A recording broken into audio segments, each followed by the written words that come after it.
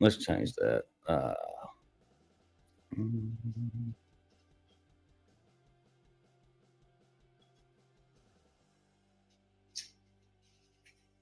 Let's change that.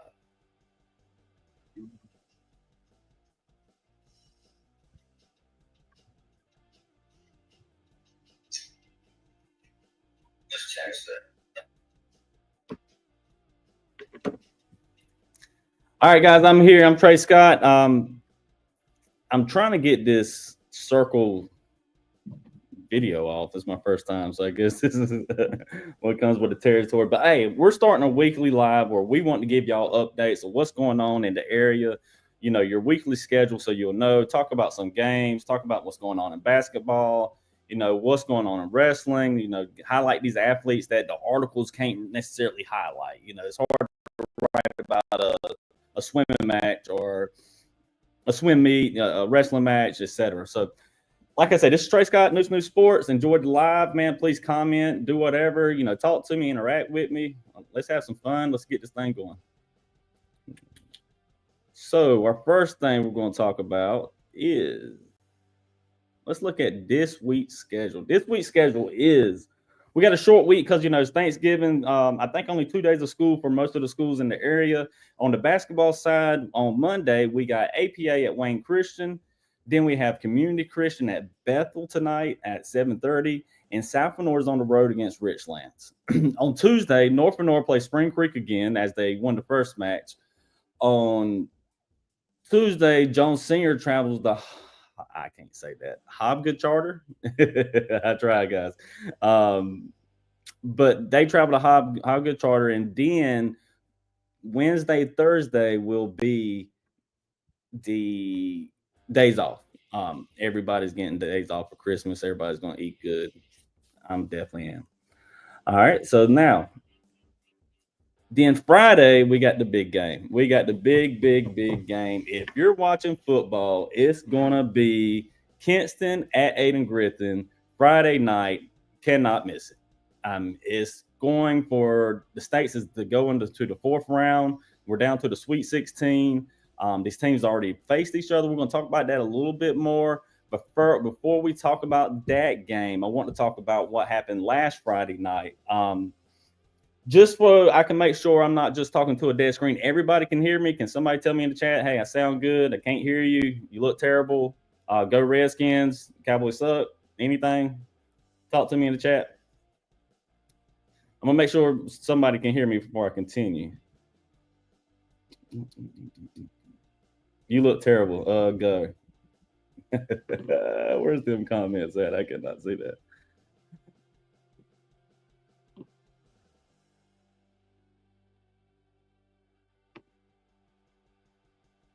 All right, let's get it. Loud and clear. We done boys sound great. BY9 is the man. I can hear you. Them boys, my butt, whatever. Man, that game hurt me so bad. I'll talk about that later. We got business to take care of. Number 19, Kinston High. Travel to Southeast Alamance, undefeated Southeast Alamance, number 3 seed. After Kinston done knocked off South Columbus, Kinston is on a roll. And I predicted this at the beginning of the season when everything looked rough. They were 0-2, and we're like, what's going on? And, you know, when they were 1-2, me and Ryan was like, is it time to hit the panic button? I was like, just hold on because this team's going to get very good. And it's happening before our eyes. They went down there and they could not, Southeast Alamance could not match up against them pretty much. What's happened, they exploited the weaknesses. Tyreek Copper had, what he have? Tyreek Copper had 4 catches, 188 yards, 2 tutties. Like, this guy has been on fire. The first game he had very similar stats, and this is the matchup problem for guys. You got Tyreek Copper on the outside, then you have you double up on him, then you got Okie Evers on the other side, and that is a dangerous problem with Alex Moore in the middle and other great athletes and good running backs. Then on the defensive side, I called out Jamar's Poole and Xavier Croom because I knew this team was going to try to spread it out, and I knew that these two are superior athletes and supposed to be top corners in our areas, and they haven't been seeing a lot of passing teams. So this was their test. Hey, they won 26-13. I saw Kroom had a shutdown interception before the half. It looks like they did their job. Let's take off this right here.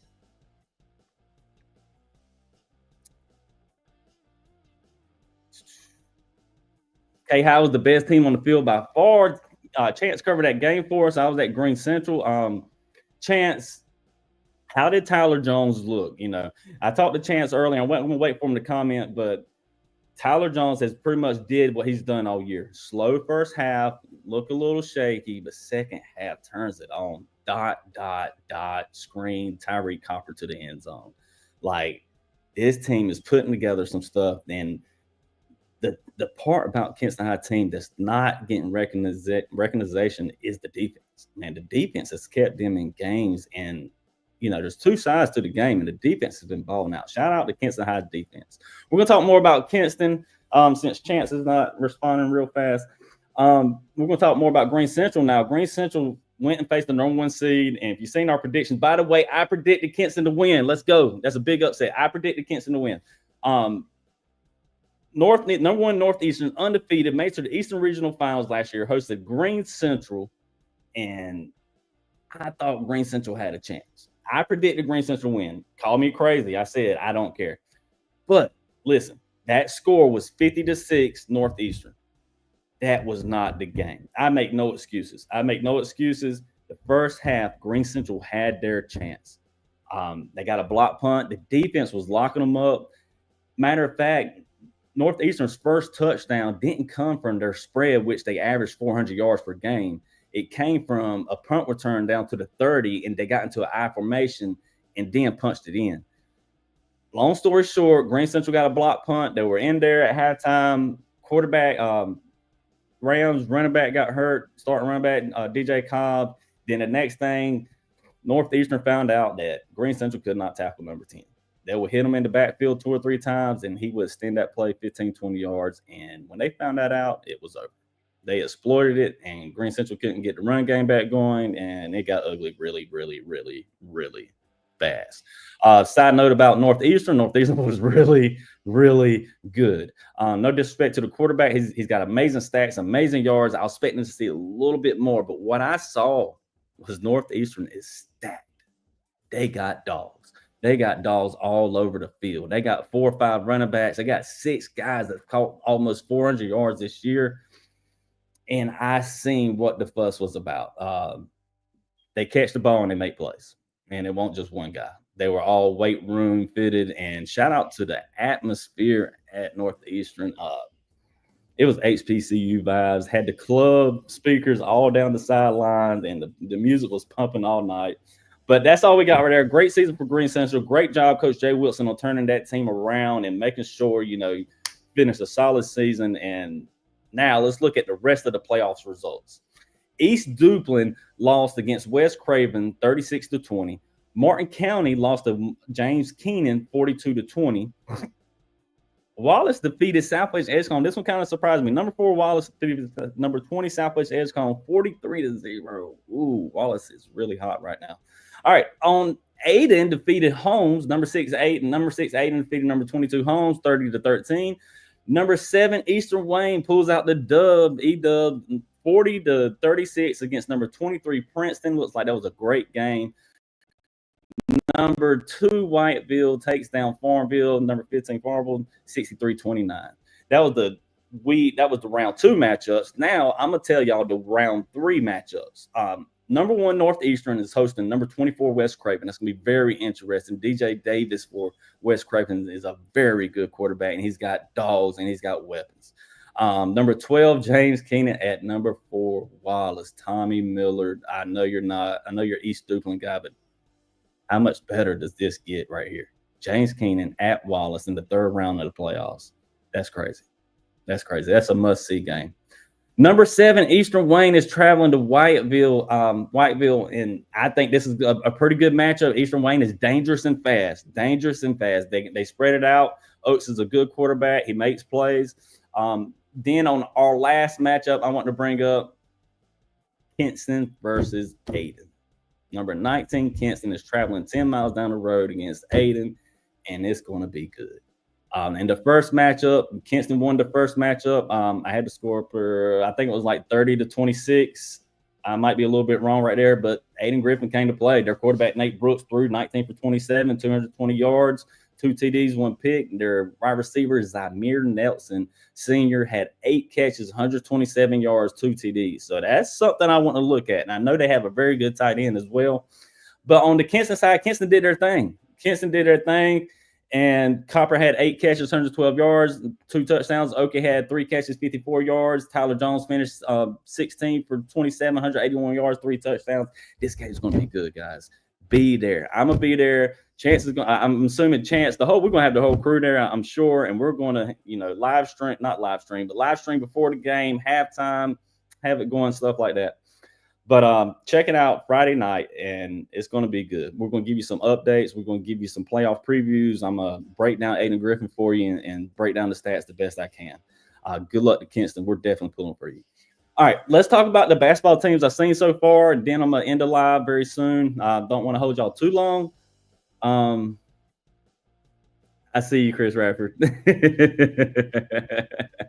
You too, Miss Moore. Yeah, I'm loving these comments, guys, man. Copper's always been a problem. I seen him when he was 5 at Premier, just playing basketball in the gym. I knew he was going to be a dog. You're right. All right, Chance is covering the 2 Black Friday football games.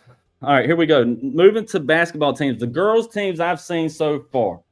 Kinston and North Lenore, the teams I've seen so far. We've also seen APA. Ryan has. I have not. I'm going to talk about those teams first. Kinston won their first game over Richland, 54-16. Man, they look good. Coach Brashaw's got something good going. Him and Coach Hines are doing their thing. I love what I see. I love the development. Newcomer, I might be saying this wrong, Ariana Willis had 14 points. Nashayla Mason, America Lloyd, Kanaya Whitfield. Man, they're all improved tremendously. I'm ready to see Willow get back and add some link to that. Great additions, great development. I'm very interested to see how this team does this year and how far they go. On the North and North side, the North and the girls picked up a win last week, 46-38, and it was a pretty good win. It was they're a very young team. I don't even know if they have seniors. I might be wrong there. I should have done my research a little bit better, but I know most of their girls are. I do know they have seniors because I know they have one of their cheerleaders, one of the best players, or one of their key players. But they're mostly a young team. They're ran by a freshman point guard. In her first game in her high school career, she dropped 19. And that wasn't the best part. The best part was her defense. Cassidy Fraser, man, she is a dog. She is a lockdown defender, and she is very fast, very quick. She moves her feet on defense, and I love somebody that locks up on defense. So we're definitely going to have more on her. We're going to see more about North and North and their team. They definitely have some pieces to put together. APA girls are 4-0, 174-74, holding teams to 18.5 points per game. That's pretty good, guys. that is pretty good. Shout out to them. They're really putting it on. I got to see them. They're coached by a new coach, Garrett Blackwelder. Ryan got to see him. Ryan's working right now. We'll bring him on live. Maybe we can get that working soon. But Ryan got to see him. He has more. I got to go see him more. I haven't seen him yet, but I'm definitely ready to see this team because they're not just winning. They're running big. All right. On the boys' side, I've seen North Lenore, and that's it. I've seen North Lenore, and North Lenore in that game, North Lenore defeated Spring Creek 45-36. It was a good game. I like what I saw from North Lenore. It was nothing from last year. It was totally new makeup. Malachi Ramsey looks like he's still hurt. He's been hurt all football season, so I don't know what to expect from him. But looking at what I've seen on the court, Anton Black, Jaquel Garner, Zion Williams, splitting the backcourt with Julianville. I think it's Julianville. I don't know if I got that one right. And Kel Cannon with Justin Gooden in the middle of the zone. I like what I saw. Copperhead put a good product out there. Anton Black is very long, lanky. Most of the people besides the point guards on the team are long, lanky guys. So they have potential there. It's going to be interesting to watch the team, watch it how it develops. Moving on, I haven't seen APA play yet, but I'm very interested in seeing them play. They're 2-2 so far this year. They defeated Fayetteville Christian. Also, sorry guys, I'll put my chat back up.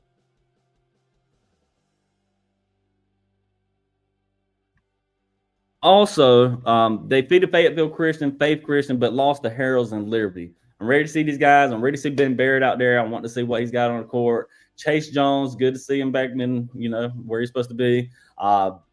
Definitely ready to see Solomon, but I'm most interested to see Fletcher Jones. Fletcher Jones is a big dude, guys. If y'all don't know Fletcher Jones, he's a big dude. He's like 6'5", 6'6", and he's not little. Like he's not skinny. And don't get me wrong, he's not chubby, he's not fat, he's very athletic. He's a dog. I want to see what the new head coach Landry Gainey has got going on with these guys and how he utilizes, particularly Fletcher with Barrett and Jones and the rest of the team. That's all I got right now for this live for you guys. Check out the Tar Heels tonight as they play in the Maui. What's going on. Duke looks very good this year. I'm ready to see Dontrell Styles for NC State.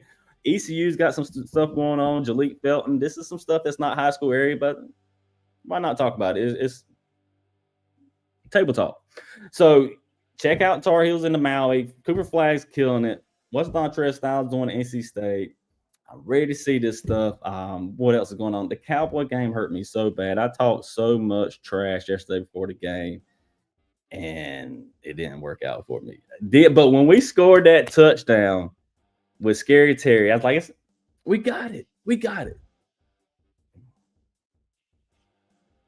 Pray for me, guys, because they've been coming for me on Facebook.